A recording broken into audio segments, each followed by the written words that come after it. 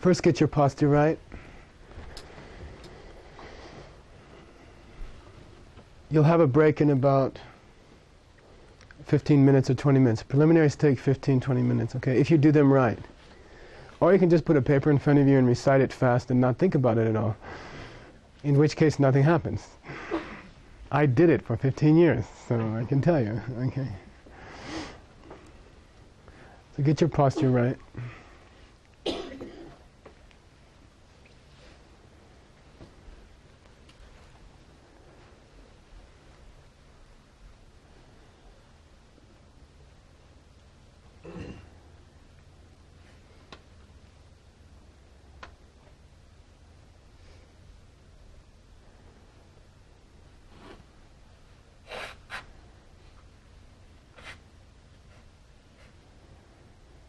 And then start watching your breath by standing at the Straits of Hercules.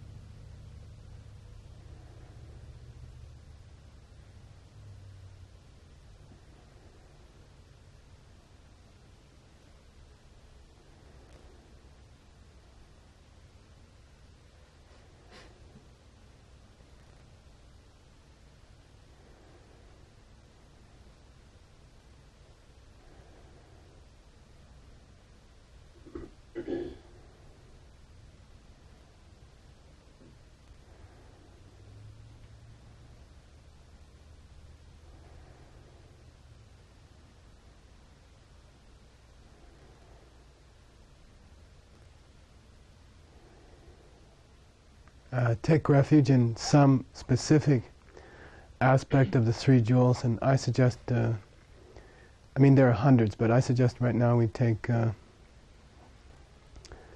direct perception of emptiness. It's about a 20-minute experience. And after that, your Buddhahood is assured.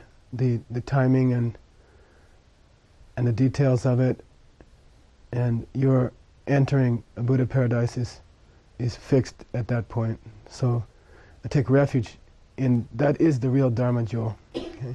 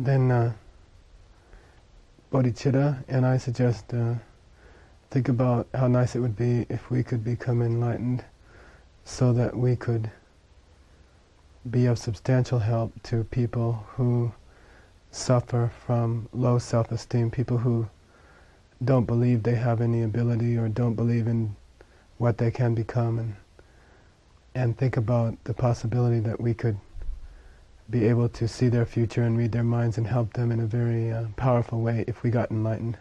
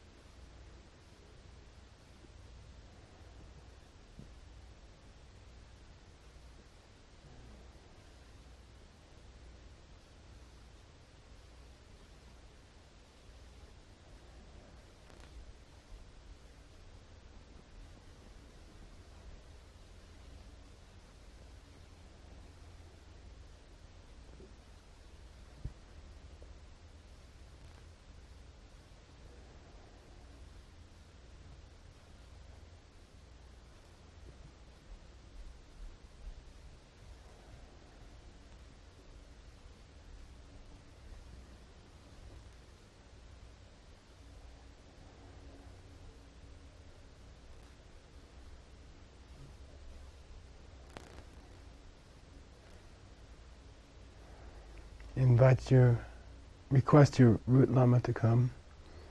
If you don't have a root lama, then try to picture the holiest being you can imagine. Ask them to come meditate with you.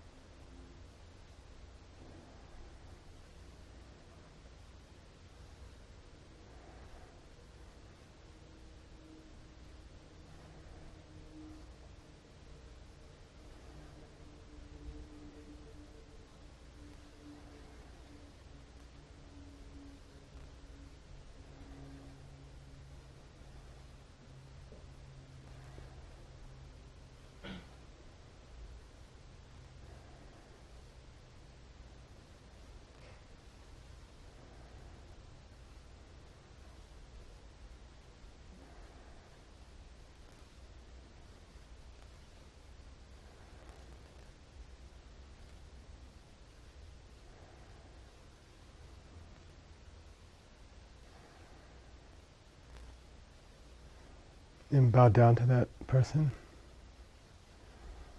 and thinking of what they've taught you, what they've been kind enough to teach you.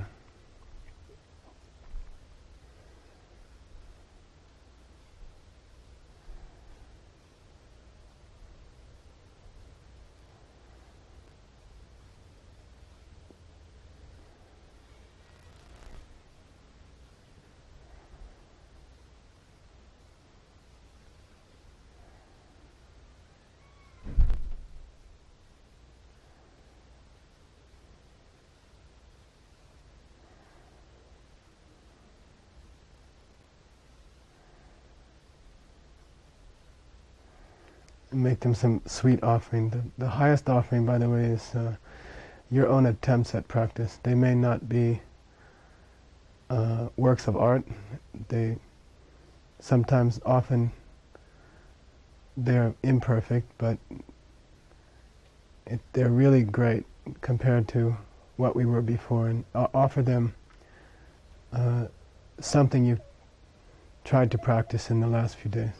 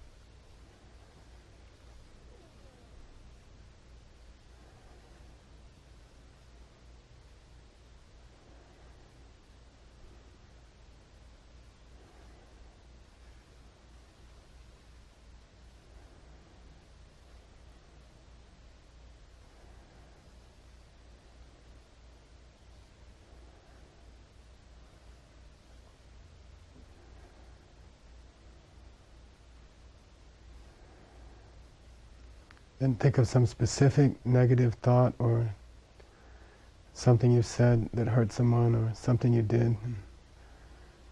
Even, especially something minor, something specific though, in the last, let's say since this morning, okay?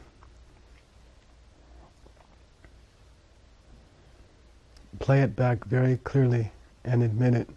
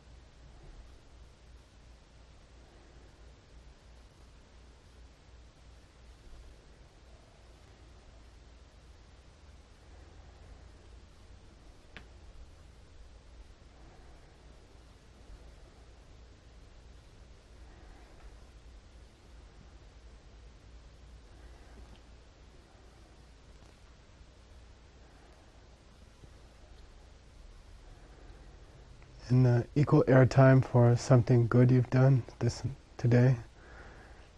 I find that a lot of Americans gloss this one over. They're ashamed or they're embarrassed or they think it's prideful to admit what they're doing right. And don't think like that. Try to honestly find something you're trying to do right and be happy about it.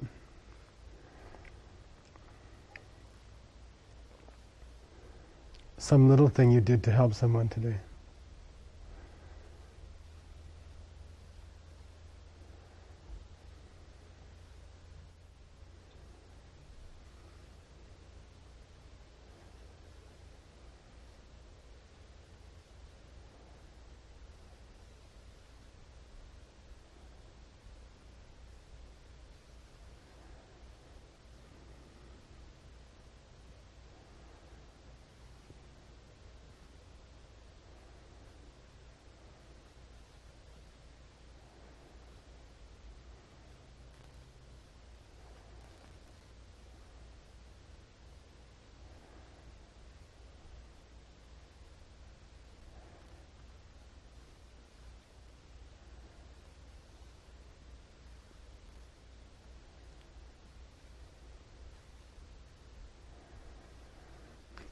I'm sorry. It's very good here to take a moment and rejoice in something good you saw somebody else do today.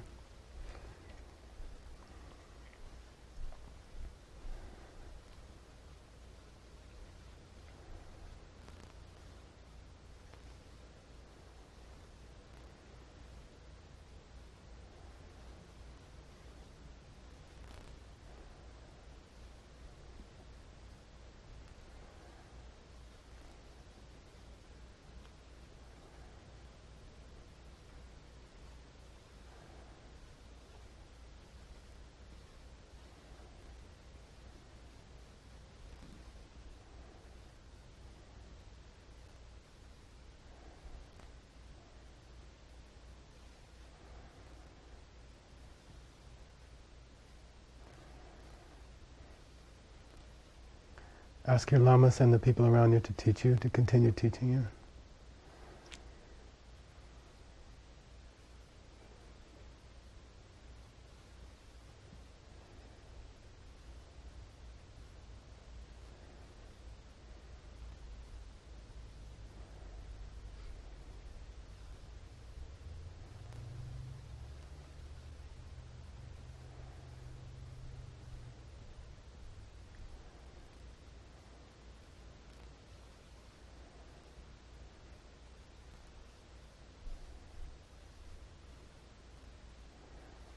And then finally ask your lamas to stay near you.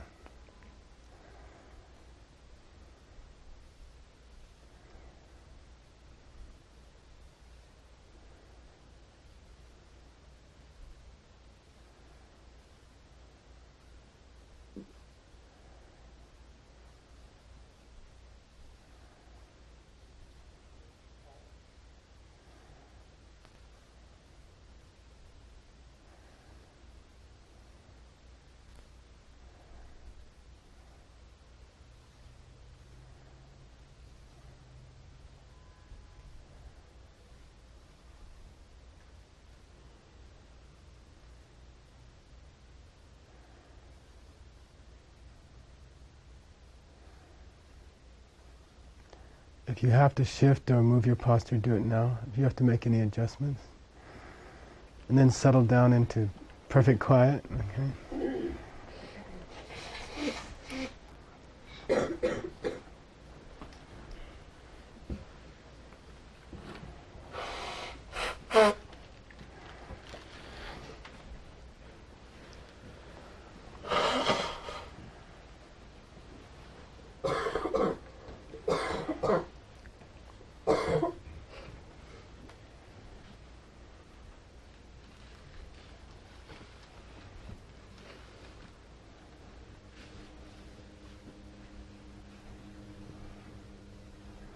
If you're meditating in a group, it's very important to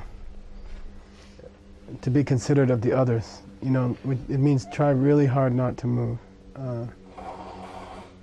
If something itches, you'll find that if you ignore it, it goes away. Sometimes it takes a long time. If your legs hurt, try just ignoring them, and they'll fall asleep, and it stops hurting after a while. Okay. If you have something dribbling down your nose, just let it go. It won't hurt anything, you know. Little stuff on your pants and stuff, it doesn't matter. You know, so it's even more of a responsibility when you're around other people, okay? Sound is the great destroyer of meditation. Go back to your breath. We'll do 3 rounds of 10, according to my breath. It could be longer or shorter than yours. Okay? Just keep going.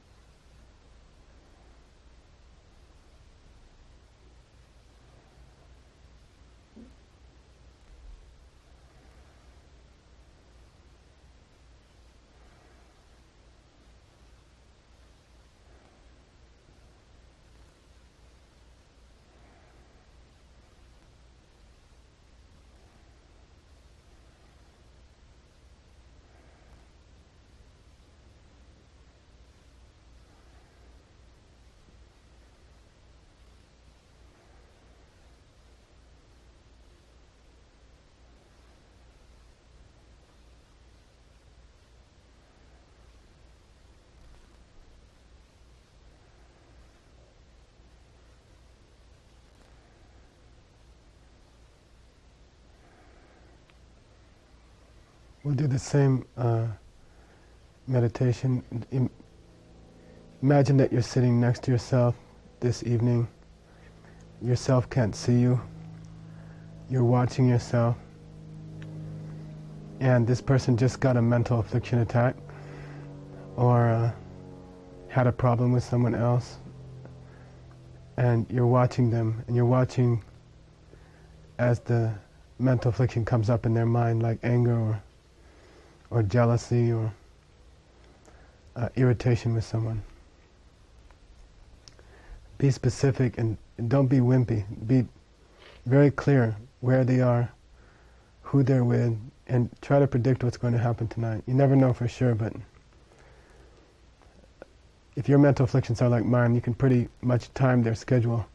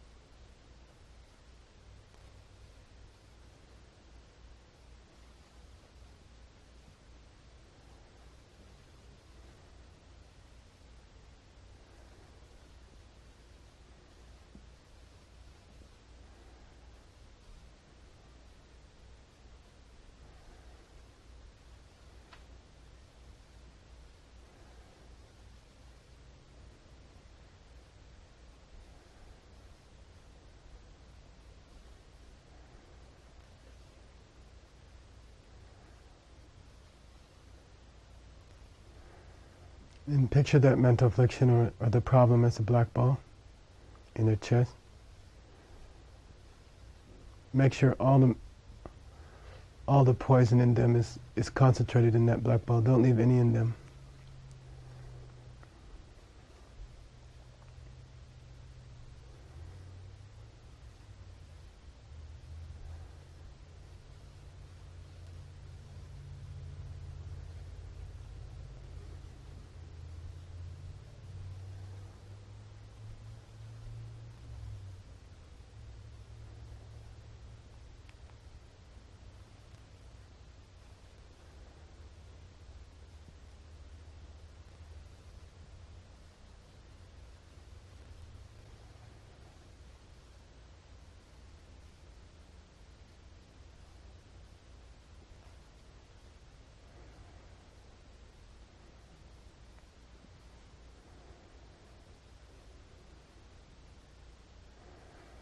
And take 10 breaths, dislodge it from their chest with an in-breath, and keep drawing it towards you. Each breath it comes closer.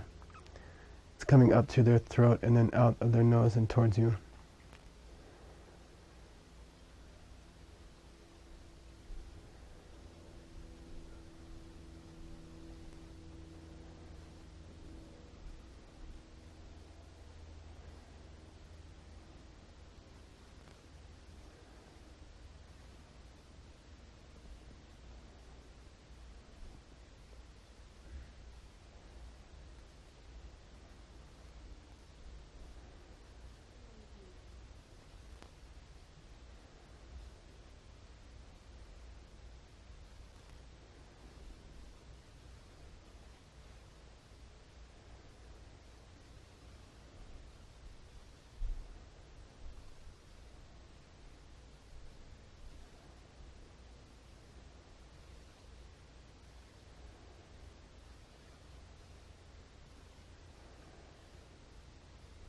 And park it in front of your face, in front of your nose, and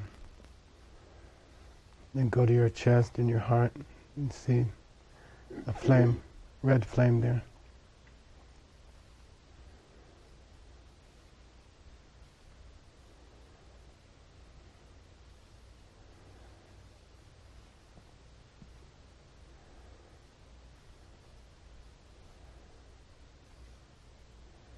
I'd say try to think of 2 small, selfish things you've done today, and let the flame represent your habit of being selfish.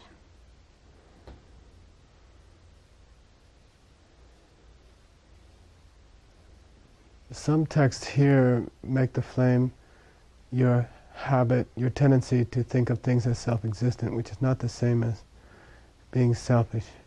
It's it's easier right now to do the selfishness, and later we'll do the self-existence, okay? They're not the same thing.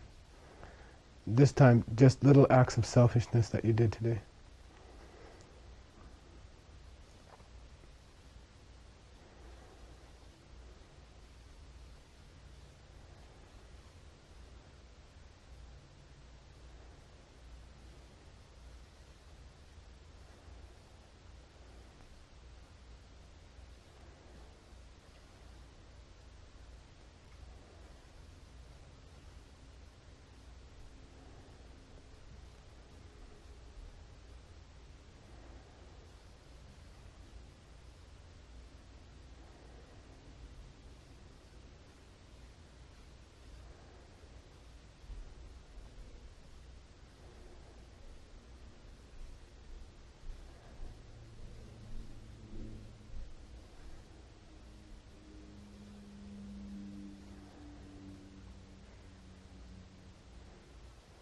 When I say go, bring the ball in to your nose and then down your throat and hit the flame very slowly, and then a burst of white light, the flame goes out in a black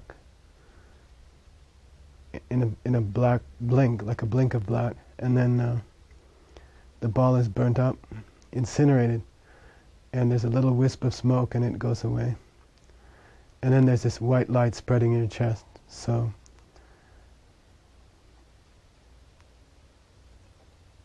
go.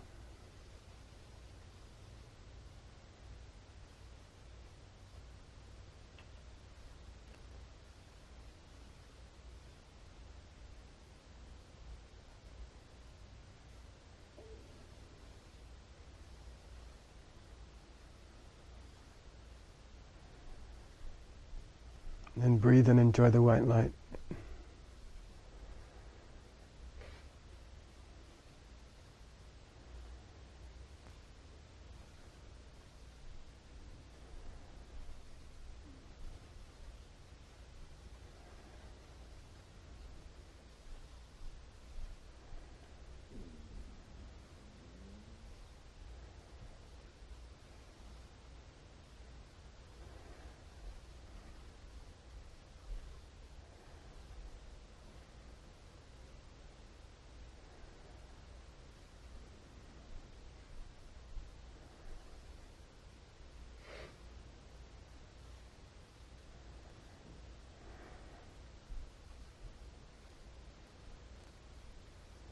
And look back again at that person that's you, and imagine what it feels like. They started to get some kind of bad thought, or they started to get angry, or they started to say something, and suddenly it just chilled out. Everything, suddenly the mental friction just stopped. They don't really know why.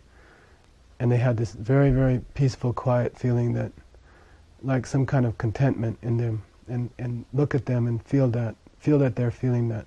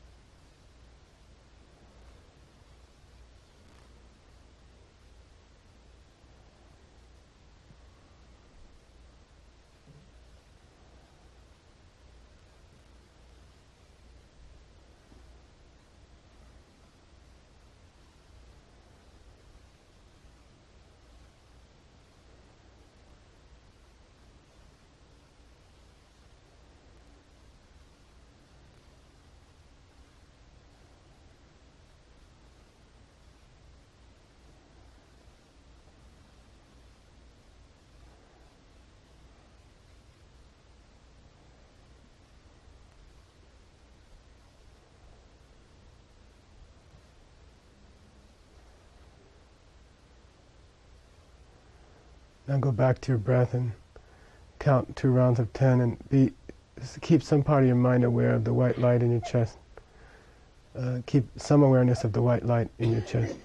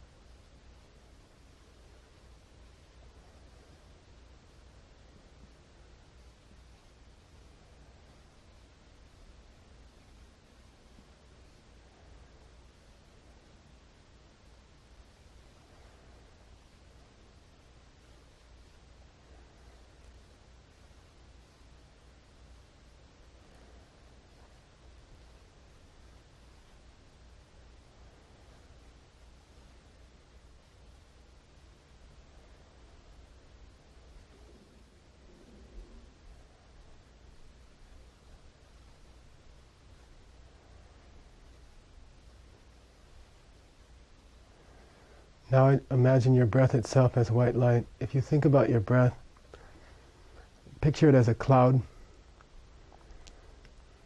silly putty. Maybe it's something that you're squeezing out of your lungs, and it goes out in a stream perpendicular to your face. It goes out straight from your face, so it doesn't go down the way your breath would go down. But when you breathe it out, imagine that the air is going straight out from your face, out straight in a small cloud. And visualize that the base of the cloud is still inside your lungs, down inside your lungs. And you're squeezing out breath, air, cloud, white light. And it goes out away from your face, maybe like 12 inches or something, and then it comes back. So it's almost as if you're always breathing the same air, and it's a cloud of white light. And it never really separates from your body. The bottom of the cloud is still connected to your lungs, down inside your lungs. And then when you're squeezing your chest, when you're breathing, your what do you call it? Anyway, pushing the air out,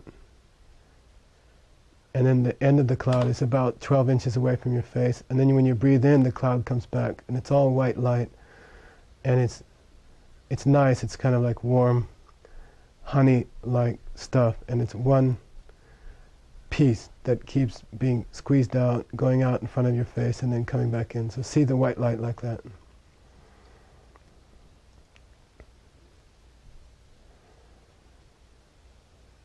Don't hold your breath. Don't do anything unnatural.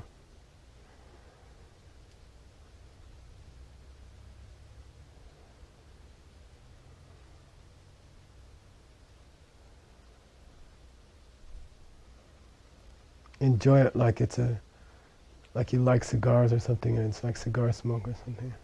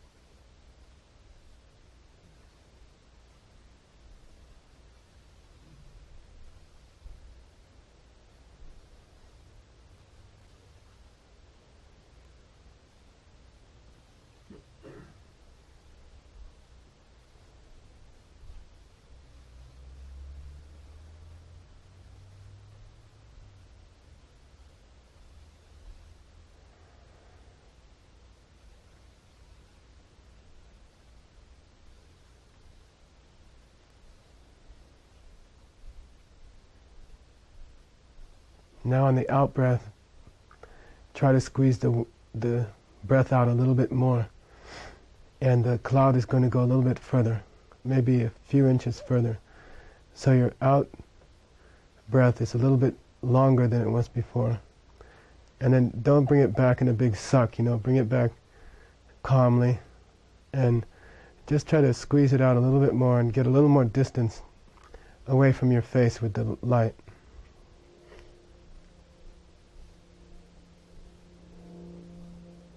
And then gentle on the in-breath, but don't hold your breath.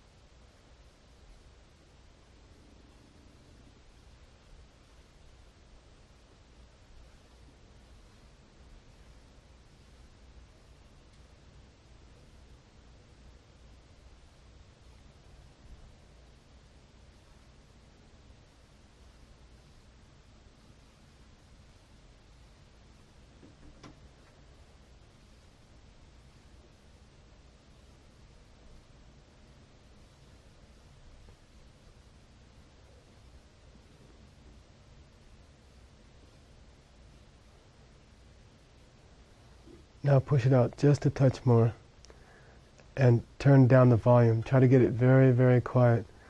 If you get good at this, you can hear your heartbeat a little bit. You can hear noise in your ears of the blood and the air hitting your eardrum,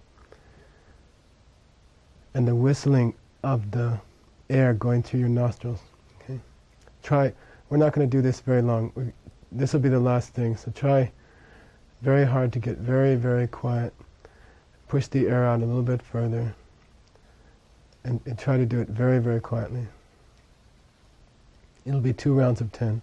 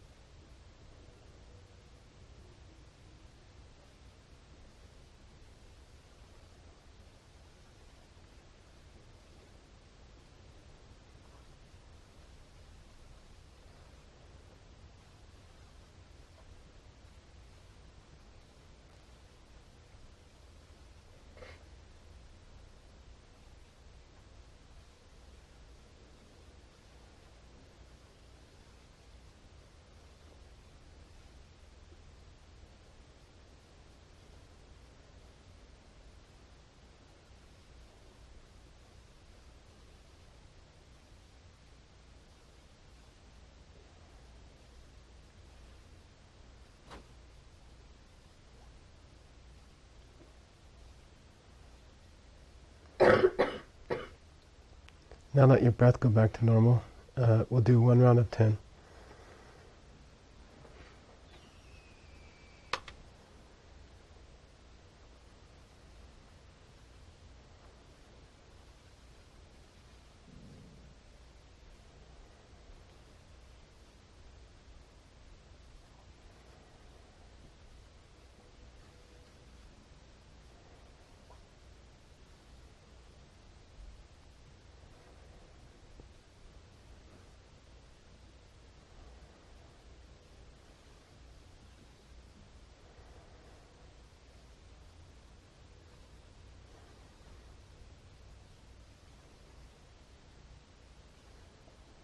You shift your focus to the Lama in front of you, and especially their eyes.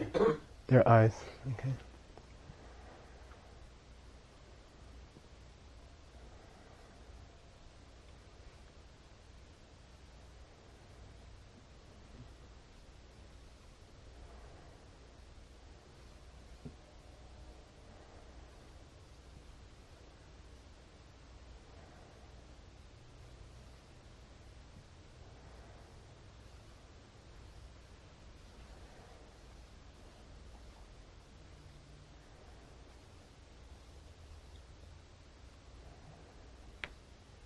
Ask them to come to you, into you. They shrink, they go up to your head.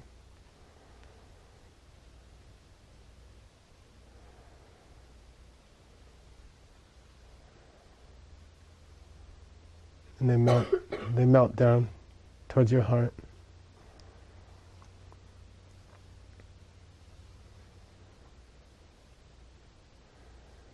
Then ask them to stay there, and whenever you have trouble during the day, you can look at them.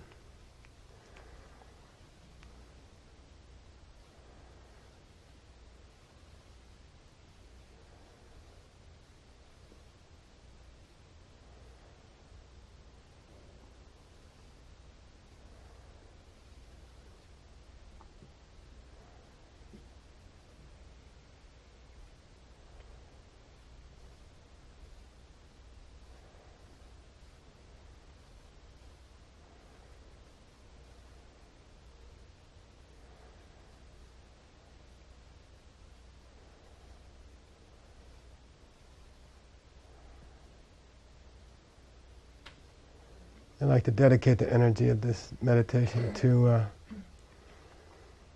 to honor the first Americans who are going to see emptiness directly and who will reach nirvana directly. There will be a list will start. They'll be the first few that do it, and just like to dedicate this meditation to them.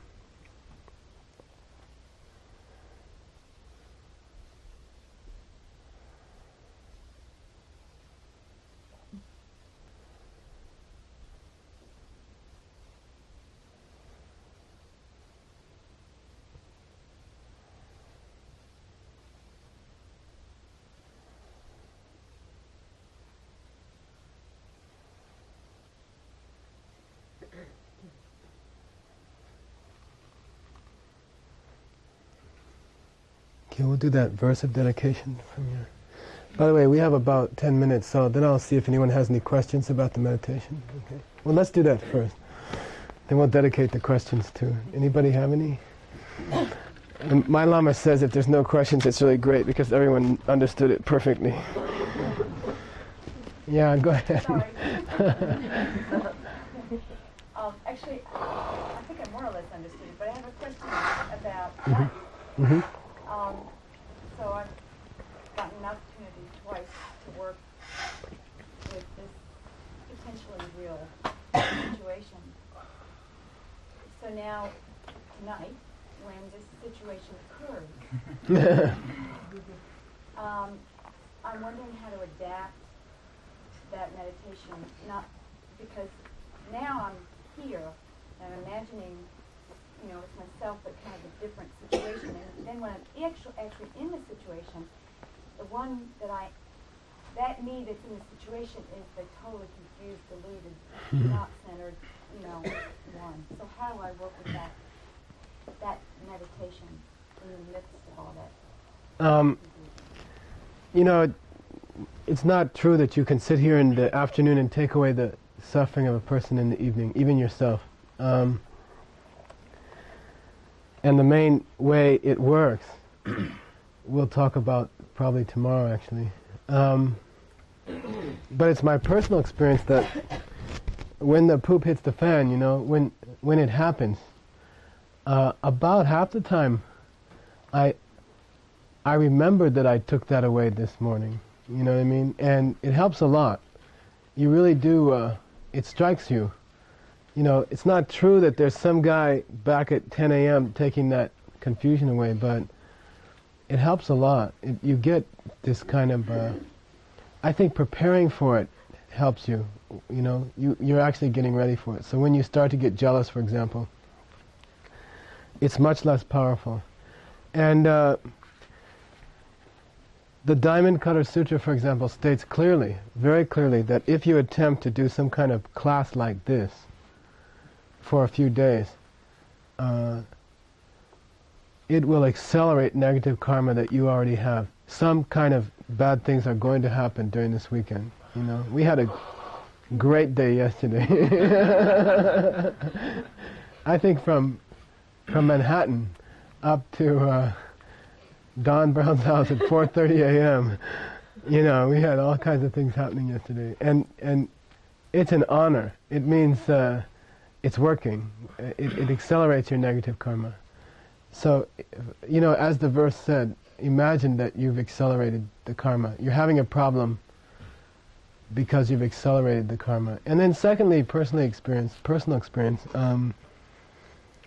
the more you can have good humor about it, you know, the more you can laugh at it. It got so bad yesterday that we were all laughing, you know. Like so many things went wrong, you know, everything went wrong. And if you can get to a point where you just start laughing about it, you know, it's very powerful. Mental afflictions cannot stand good humor. You know, you have to be serious to have a good jealousy or you know, a good desire. I mean, desire can't stand good humor, you know. If you can poke at yourself when you want to eat something that you're not supposed to eat, or you want to look at something that you're not supposed to look at, or something like that, it takes a lot of the energy away from the mental affliction. So I'd say that, you know, try to see it as a ripening of karma that is actually a very good sign that it's working, and then try to maintain some humor about the situation, and that it takes a lot of the energy out of the mental affliction if you can stand back a little bit and grin at yourself and say, there you go again, you know, and I took it away twice this morning, and you're still doing it, you know, and it deprives the mental afflictions of their main food. Master Shantideva says they thrive on you being off balance or not centered or upset. You know, if on top of giving you jealousy, they can make you upset about it, then that feeds them. That's their food. That's like neutral grow or whatever for mental afflictions is if you get flustered. And if you can just be a little bit humorous about it and poke fun at them a little bit, they lose a lot of their energy. So that's all. Yeah. Are there any particular pairs of afflictions that are especially efficient at annihilating each other? Is there some... You mean like one mental affliction helps stop another One thing mental that you can affliction? make the black ball of light, and then another class of thing that's sort of its opposite, that you can make the flame, like positrons and... The main point about making the flame selfishness, and then when you get more sophisticated, your tendency to see things as self-existent, which are not the same thing, but they're closely related, is that it's the source of your trouble, you know? I think being, misunderstanding the nature of yourself and your world and why things are happening to you is absolutely necessary for mental afflictions to survive. The only thing that can destroy a mental affliction permanently is if you start figuring out where your world came from really. Then they don't have a leg to stand on. There was a proof we had in Master Shantideva, it's very beautiful. He proves that we don't have to be too depressed, because sooner or later enlightenment will win out. You know, in the Great War, and if you become a serious Buddhist, it feels like a war sometimes. You know, in the Great War between your negative side and your crystal light, wonderful side, you know, in the Great War between those two, the goodness side is always going to win out because it's based in understanding emptiness. And the negative side is always based in misunderstanding emptiness and misunderstanding your world. And sooner or later, the understanding corrects the misunderstanding. Sooner or later, understanding is always more powerful than misunderstanding. So there's a proof in the monastery. Kora chimeta yata, kora chimeta yete, yete nyebotop de yubeichel. You know, this is a big debate in the monastery, you know. Will my suffering have an end? Yes. Are you saying my suffering will have an end, right? Yes. Prove it. That suffering has an antidote. And that antidote is Tobden. Tobden means, you had Geshe Tobden. Is it Tobden or Tobden? I don't know. Two different words. But, you know, because it has a powerful antidote, meaning understanding emptiness will sooner or later destroy your mental afflictions. They won't be able to stay. And that's the proof in Buddhism for the end of suffering. You know, because mental afflictions cannot they are based on a misperception. They are based on a wrong idea. And sooner or later, however many millions of years later, you figure it out, you know. So, yeah, the big attraction is between the source of all your mental affliction, which is misunderstanding your world, and any other mental affliction. And that's why they use the flame. That's why the flame is, they do attract each other, like a moth to a flame, you know. And your mental afflictions are doomed because they're founded upon a misunderstanding. And sooner or later you'll figure it out. And that's the proof that there's an end to all suffering in the monastery. Yeah.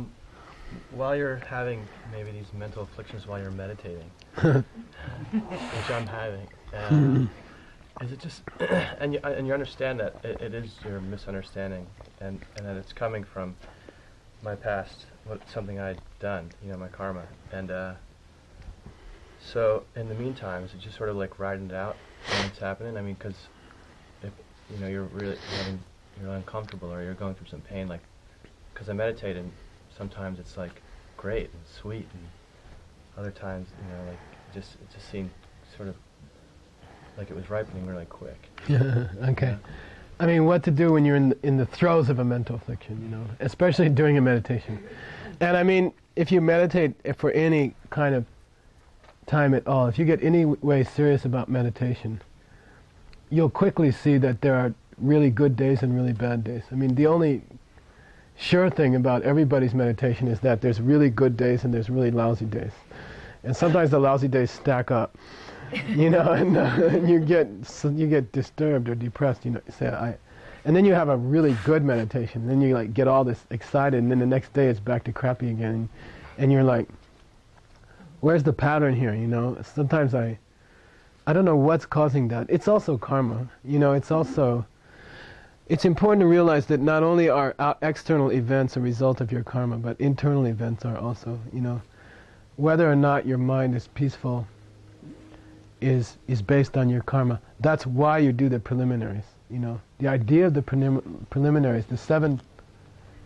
what they call the 7-limb ritual, is Tsoksak Dipjang. Tsoksak means you want to collect enough positive energy to have a good meditation. Dipjang means you want to remove the negative energy that would ruin your meditation. And if you do the preliminaries very, very seriously, the odds of having a good meditation are very high. If you just slog through them, like so many Americans do, following what seems to be, unfortunately, what so many Tibetans do, and I don't know because I can't read their mind, but it seems like they just slog through it, you know, like, you know, You know, and you know, maybe they thought about it, but I don't know. I can't judge them, but it doesn't look like it to me. If you do the preliminaries in a perfunctory way, if you do them without thinking about them carefully, you might very well have a bad meditation. And so I'd say that do it in advance. You know, do your preliminaries well, and you'll see that you've got a lot better chance to have a good meditation. If you have a mental affliction attack during your meditation, I like to get them during my confession, you know. You know, like, I start to confess some jealousy, and then I start remembering why I was jealous, and then I get jealous again. And it's embarrassing, you know. It's like you're making more things to confess at the very moment that you're confessing. And you just have to... I think the important thing, you know, I used to surf a lot, frankly, and years and years. And then my brother went to Hawaii. He said, "Come to Hawaii, we'll surf the biggest waves." And I was like scared, you know. But he was younger than me, so I had to do it. And we went there, and there's huge waves, and you're on this little surfboard, and the first time you get a Hawaiian wave crush you, you're falling down the front of the wave, like you're somersaulting down the front of the wave. You've lost the board already, and you're just going like that, and there's a reef down there, you know, and they teach you you curl up into a fetal position, you know, because it's better if it scratches up your back, you know, and you get your face tucked in, and they teach you to just chill out. You know, the wave pushes you very far under, like 10 or 15 feet under, and you wait. And you just calmly wait, and your body has all this air in it, hopefully. And sooner or later you come up, because if you try to figure out which way is up, you might swim the wrong way. So you just curl up and you wait. And the whole thing is to be calm. You know, the whole trick is to be poised while you're there in the worst time.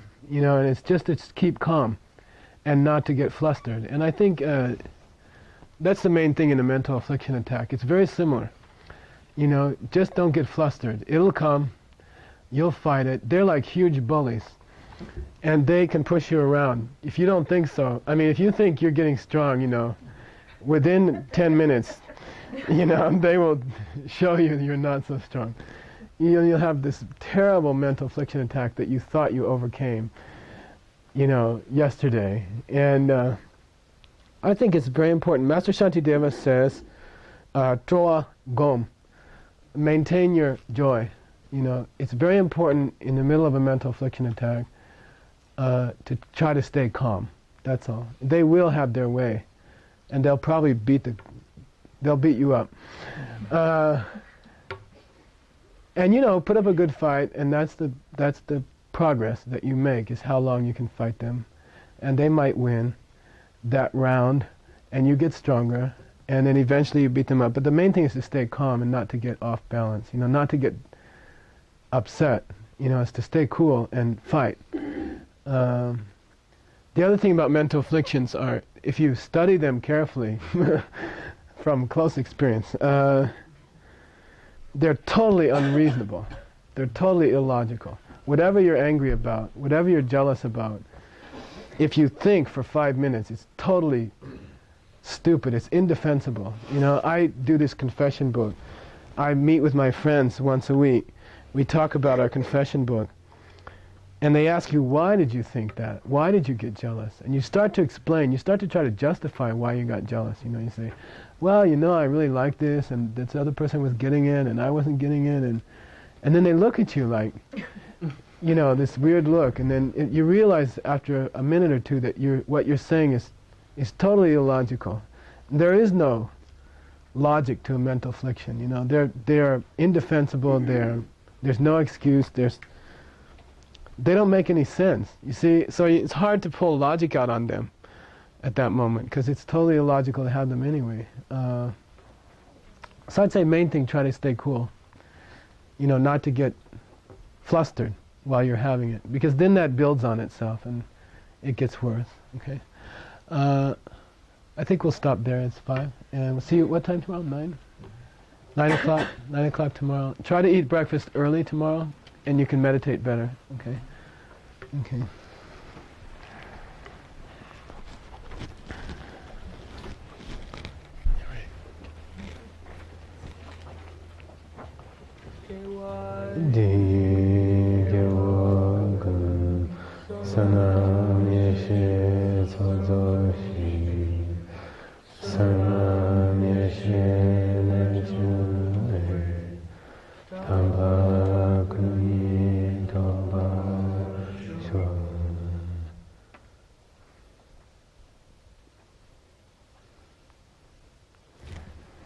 Okay, good luck.